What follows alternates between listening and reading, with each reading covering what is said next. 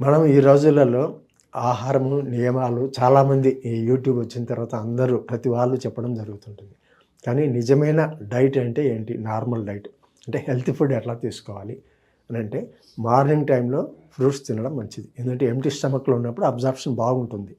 అందుకే ఎక్కువగా చాలామంది చెప్పేది అంటే ఫ్రూట్స్ మార్నింగ్ అవర్స్లో తీసుకోవడం బెటర్. అది కానీ ఫ్రూట్ సలాడ్ కానివ్వండి, ఇలాంటివి తినడం. తర్వాత మధ్యాహ్నం వచ్చేసి రైస్ ప్లస్ 2 చపాతీ, దానికి సరిపోయినట్లు వెజిటబుల్స్. చాలామంది అన్నం తినడం అంటే అంత పప్పు వేసుకొని ఇంత అన్నం తింటారు. అది ఉపయోగం ఉండదు. 50-50 ఉండాలి. రైస్ 100 గ్రామ్స్ ఉన్నాయనుకో, మనం తీసుకునే కర్రీస్ కూడా 100 గ్రామ్స్ ఉండాలి. ఆ విధంగా తీసుకున్నప్పుడు దాన్ని బ్యాలెన్స్డ్ డైట్ అంటాం మనం. అట్లా కాకుండా ఎక్కువ కడుపు నిండే విధంగా తీసుకుని రైస్ ఎక్కువ తిని కర్రీస్ కొంచెం తినడం వల్ల దాంట్లో ఉండే బెనిఫిట్స్ ఏమీ ఉండవు. సో ఇది గుర్తుపెట్టుకోవాలి అందరూ. కడుపు నిండడం కాదు, క్వాలిటీ ఆఫ్ ఫుడ్ ఇంపార్టెంట్. కొంచెం తిన్నా కూడా దాంట్లో న్యూట్రిషియస్ ఫుడ్ అనేది ఉండాలి. అదేవిధంగా దీంతో పాటు మనం ఎన్ని తిన్నా కూడా ఒక్కొక్కసారి మన శరీరం తీసుకోదు. దానికి కారణం డైజెషన్ సిస్టమ్ కరెక్ట్గా లేకపోవడం. అన్నీ తింటుంటాం, ట్యూబ్లో వేసినట్లే పోతుంది. అంటే అబ్జార్ప్షన్ కెపాసిటీ ఉండదు. అదే అబ్జార్ప్షన్ కెపాసిటీ రావాలంటే ఏం చేయాలి? మనం అన్నం తినేటప్పుడు టీవీ చూస్తున్నాం, మాట్లాడుతున్నాం తినకూడదు. అన్నం మీద ధ్యాస పెట్టి తినడం వలన మనకు ఈ యాసిడ్స్ అనేవి కరెక్ట్గా రిలీజ్ అవుతుంది. యాసిడ్స్ రిలీజ్ అయినప్పుడు డైజెషన్ బాగుంటుంది.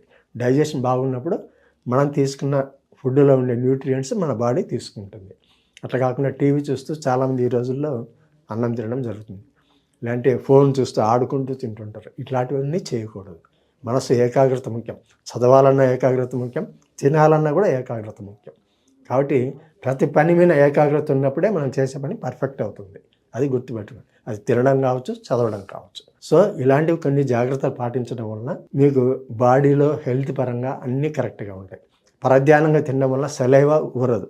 సెలైవా లేనప్పుడు డైజెషన్ కాదు. ఎప్పుడు సెలైవా ఊరుతుంది? జ్ఞానేంద్రియాలన్నీ కరెక్ట్గా పనిచేయాలి. అంటే కళ్ళు ఎందుకో అంటారు, తినడానికి కంటికి సంబంధం ఉంటే ఉంది. మనం చూసే ఇప్పుడు అరిటాకులు అన్నం పెట్టండి, దాని వాల్యూస్ వేరే ఉంటాయి. అదే ప్లేట్లో పెట్టండి, దాని వాల్యూస్ వేరే. అదే పేపర్ ప్లేట్లో పెట్టండి, దాని వాల్యూస్ వేరే. సో మన కంటికి కూడా అది ఇంపుగా ఉండాలి. అప్పుడు మనం దాని మీద ధ్యాస కలుగుతుంది, తినాలనిపిస్తుంది. ఒకవేళ ఆకలి లేకపోయినా నోట్లో నీళ్ళు ఊరుతాయి అన్నమాట తినాలని. అది దాంట్లో ఉండే ఎఫెక్ట్. కాబట్టి మన కంటికి సంబంధం ఉంటుంది, ముక్కు కూడా సంబంధం ఉంటుంది.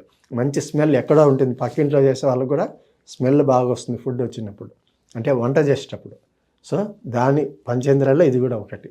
అదేవిధంగా తిన్నప్పుడు రుచి ఉండాలి. అది జ్ఞానేంద్రియాలలో ఇవన్నీ కూడా ఇన్వాల్వ్మెంట్ ఉంటుంది. ఒక సౌండ్ తప్ప చెవికి మాత్రం దానికి సంబంధం ఉండదు. కాబట్టి ఇలాంటివన్నీ మీరు సమకూర్చుకొని తిన్న ఆహారము శరీరానికి వంట పడుతుంది, ఆరోగ్యంగా ఉంటారు మీరు. ఓకేనా? నమస్తే.